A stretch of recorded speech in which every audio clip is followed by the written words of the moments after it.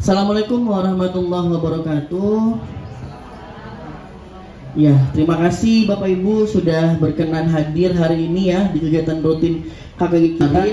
Kami dapat tugas Bapak Ibu untuk melakukan sosialisasi penyuluhan dan hari ini kami memang memilih di kelas 5 dan 6 Bapak Ibu. Kenapa? Karena memang kaitannya kalau ngomongin korupsi di dunia pendidikan itu juga jadi hal yang ini sudah mau menjelang bagi rapot yang kelas 6 lagi proses-prosesnya perpisahan dan lain-lain ya, walaupun guru ini jadi salah satu profesi yang banyak disorot terkait dengan korupsi. Mungkin Bapak Ibu sudah sering lihat gitu ya di internet. Nah, jadi hari ini kita akan diskusi bersama. Kita akan nyamakan persepsi terkait bagaimana sih peran kita, tugas kita sebagai guru yang juga punya peran penting untuk menanamkan nilai-nilai anti korupsi baik untuk diri sendiri, rekan sejawat, dan juga untuk anak didik kita, Bapak Ibu ya. Nanti saya buka dengan berlima nanti dulu sebelum nanti dipandu oleh, karena sekali lagi master-master yang lain harus maju semua di Bapak Ibu. Bapak Ibu boleh berdiri. Dokumentasinya juga boleh ya. Diminta video, jadi nggak boleh berdiri. Mejanya dikosongkan saja. Saya hanya minta satu gitu ya. Pulpen. Sebelumnya Bapak Ibu saya letakkan di antara dulu sebelum nanti dipandu oleh. Ini sebelumnya berdua kan ya, gitu ya. Ada yang jomblo? Nggak masuk. Duduknya sendirian? Oh, belum saya. Enggak ya, satu aja pulpennya, cukup satu saja. Nah, Bapak Ibu boleh berdiri? Ada. Boleh ya?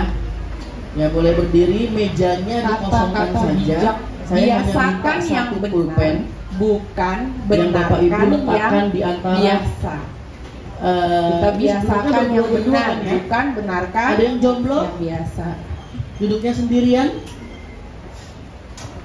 Baik Bapak Ibu, terkait dengan korupsi pasti Bapak Ibu sudah tahu apa itu korupsi, koruptor, dan bagaimana dampaknya terhadap dengan kita sendiri maupun dengan keuangan kita ataukah keuangan negara. Perlu Pak Nusri ataukah kami berlima menjelaskan bahwa indeks persepsi korupsi menunjukkan penilaian responden terhadap risiko korupsi dan efektivitas pemberantasan korupsi yang dilakukan Transparansi Internasional Indonesia. Artinya adalah skor tinggi IPK yang menunjukkan bahwa negara tersebut memiliki resiko kejadian korupsi yang rendah. Sebaliknya, skor IPK yang rendah menunjukkan bahwa negara tersebut memiliki resiko kejadian korupsi yang tinggi. Artinya, kita bisa dari slide ini pasti Bapak Ibu sudah melihat skor nyata bahwa skor Indonesia itu berapa sih, ranknya berapa, dan skor change-nya berapa. Bisa ditekan, sudah ditampilkan, silakan dilihat. Dinilai seperti apa sih wajah korupsi Indonesia di Indonesia itu seperti apa dan rankingnya berada di mana. Silakan. Indonesia itu mempunyai skor 34 dari 100 dan Indonesia itu berada di 115, urutan 115 dari 180 negara. Jadi kalau bisa itu kita harus mempunyai skor 100 ya Pak Rusli ya. Ya, karena semakin tinggi skornya, maka semakin kurangnya atau rendahnya korupsi di Indonesia.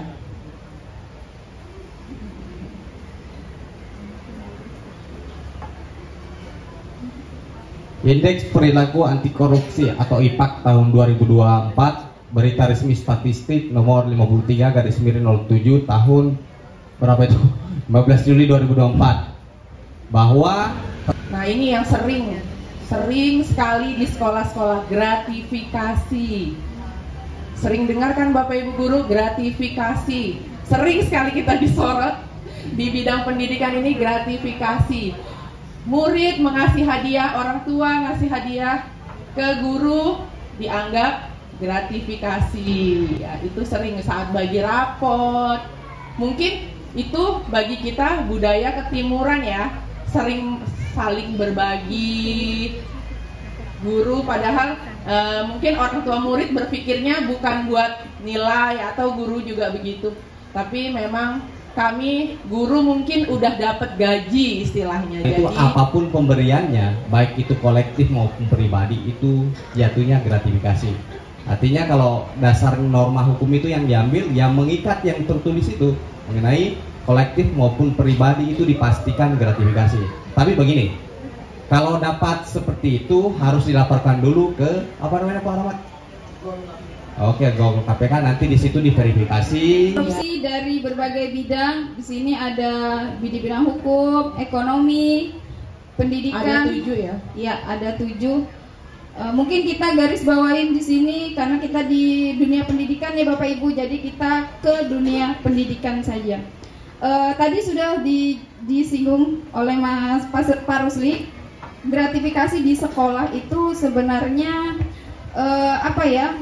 Mungkin kita hanya sebagian kecil ya Bu ya kalau kita mendengar pada saat pemaparan itu.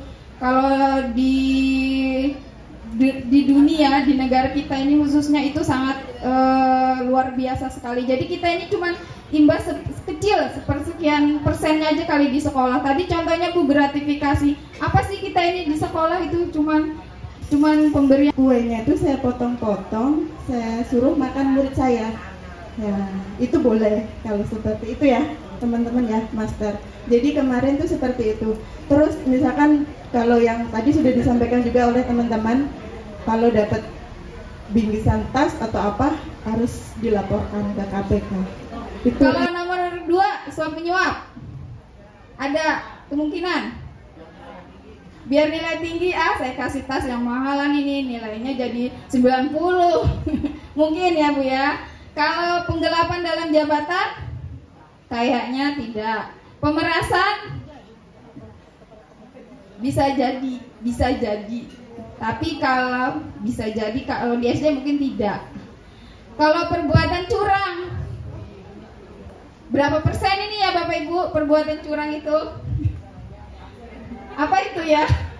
Jangan dibongkar di sini, kita jawab di dalam hati aja ya. Benturan kepentingan dalam pengadaan. Ada ya Bapak Ibu, gratifikasi jelas. Oke, ini adalah 7 deliknya korupsi. Next. Pemerasan contohnya oknum. Nah, ini oknum di sekolah minta sejumlah uang kepada orang tua murid dengan alasan tidak jelas. Ini apa ini biasanya nih ya? Tidak ada ya. Perbuatan curang, panitia pembangunan sekolah menggunakan material bangunan berkualitas rendah. Iya. Kalau ini Bu, saya punya cerita sedikit Bu. Boleh nggak ini ceritanya? Jadi saya tidak menyebutkan sekolah mana. Jadi saya itu bukan pernah dengar, tahu sendiri. Sekolah itu dapat bantuan dana untuk perbaikan musola. Tapi bukan sekolah saya yang lama. Yang jelas ada sekolah di Balikpapan ya Bu ya. Jadi ternyata itu dananya, ya itu tadi mungkin dananya kemana-mana. Akhirnya sekolahnya itu Bu, murid di situ yang sholat itu bahaya sekali ya. Saya baru tahu loh, kan dia tuh tingkat di atas. Ternyata itu pada saat sholat itu keramiknya naik ke atas, begitu.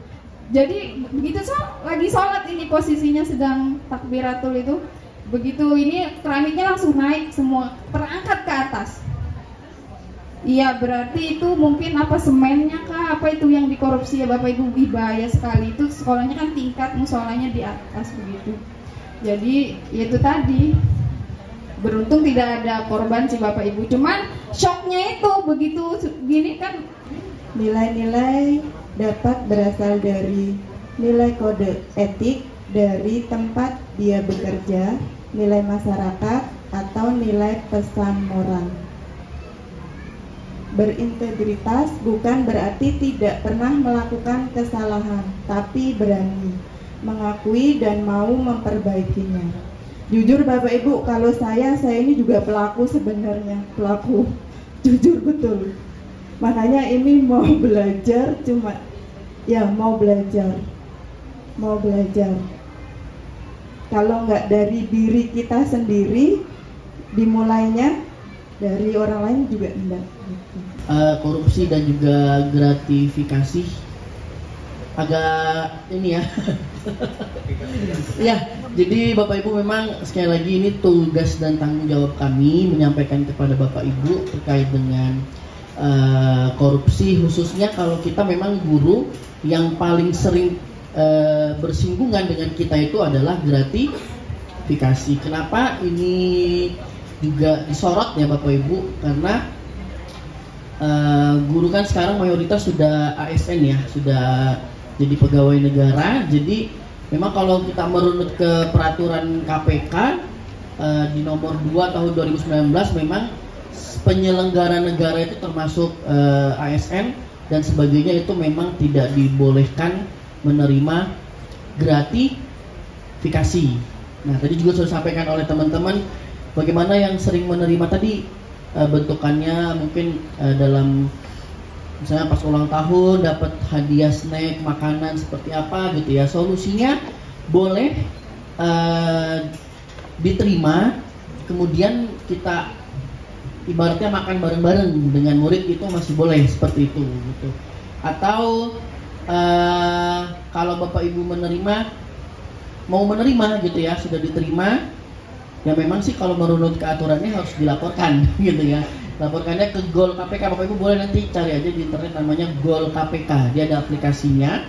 Silakan dicoba laporkan. Nanti di situ akan ada informasi dari KPK apakah ini termasuk gratifikasi, harus dikembalikan atau boleh diterima dan sebagainya. Jangan takut Bapak Ibu di penjara, enggak. Ya. Kalau kita laporkan itu enggak akan ada tuntutan pidana kok, karena ini memang bersifat rahasia sekali gitu. Jadi justru memang kalau dari KPK kemarin menghimbaunya lebih baik kita laporkan. Nah, Bapak Ibu biarpun menolak ataupun menerima dilaporkan. Kalaupun ditolak tetap harus kita laporkan gitu. Nah, itu sih jalan amannya ya Bapak Ibu. Tapi tidak semua pemberian dari orang tua itu masuk ke ranah gratifikasi. Ada beberapa yang juga masih dibolehkan. Kayak misalkan Bapak Ibu ada acara pernikahan, hitanan, itu boleh nerima apa ya istilahnya ya? Amplopan gitu ya. Boleh, itu boleh nerima amplopan dari orang tua. Memang nominalnya harus maksimum 1 juta rupiah. Itu tidak perlu dilaporkan karena itu bukan gratifikasi. Kalau Bapak Ibu misalkan ada dapat musibah mungkin ya dan sebagainya, kemudian ada bantuan dari orang tua, nah itu juga masuk ke ranah bukan gratifikasi. Nah tadi juga yang tadi memang Bapak Ibu ada beberapa pendapat gitu ya. Kalau gratifikasi atas nama pribadi, contoh orang tua A memberikan sesuatu kepada Bapak Ibu, nah itu udah jelas gratifikasi ilegal namanya. Jadi kita wajib menolak gitu. Karena memang ditakutkan tadi ada kecenderungan apa ya? Walaupun saya yakin Bapak Ibu integritas kita juga ada gitu ya kan. Enggak saya nggak pengaruh biar saya dikasih tas 10 lusin lah misalnya gitu. Saya nggak pengaruh gitu. Tapi itu yang ditakutkan tadi ada kecenderungan tadi Bapak. Ya boleh ya, kita akan share nanti mau disampaikan kepada anak-anak di. Oke Bapak Ibu silakan di scan dan dikerjakan. Nanti di situ ada contoh-contoh penerapan.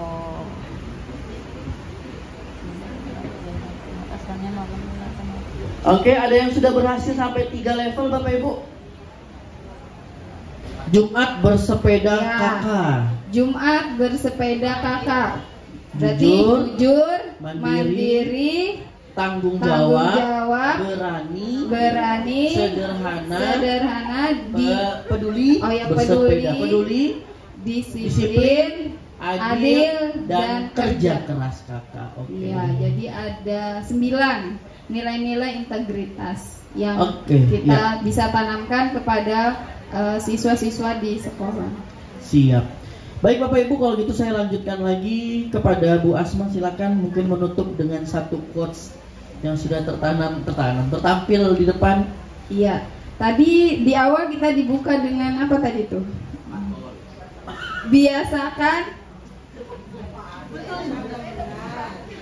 Biasakan yang benar. Yes. Keren buat ibu siapa Bu? Nah kali ini quotes-nya, banyak yang salah jalan tapi merasa tenang karena banyak teman yang sama-sama salah. Benar nggak ini kira-kira Bapak Ibu? Salah ada temannya, nggak apa-apa berarti ada temannya salah. Iya, ada pelindungnya. Beranilah menjadi benar meskipun sendirian. Barudin Lopa, bukan saya ya Bapak Ibu, bukan. Iya. Demikian Bapak Ibu pemaparan dari kami tentang sosialisasi paksi anti korupsi.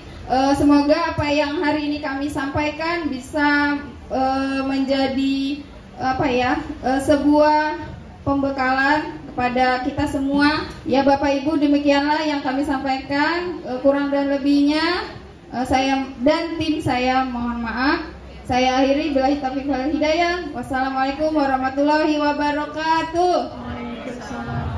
Burung Irian, burung cendrawasih. Cukup sekian dan terima kasih. Baiklah Bapak Ibu, itulah tadi pemateri yang dibawakan oleh tim narasumber kita pada hari ini. Sekali lagi kita berikan tepuk tangan.